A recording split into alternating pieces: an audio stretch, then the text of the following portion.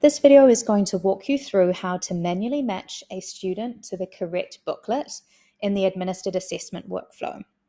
So matching can be done at any stage before the grades are returned to students. So that can be done after grading if you choose.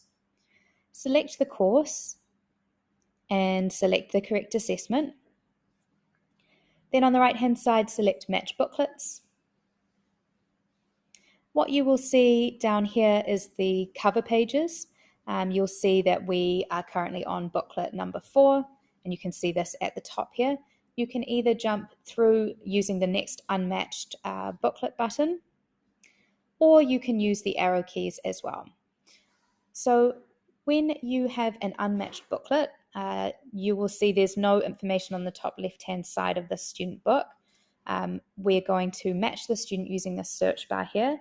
You can either type by using by typing their name or their ID number, and what you'll see is as you're typing, it's going to bring up a list of potential students to match with. And then when you have identified what student you'd like to match with, you check that box there. No information on this booklet, so we can skip through to the next unmatched, and we can search here again for the next student.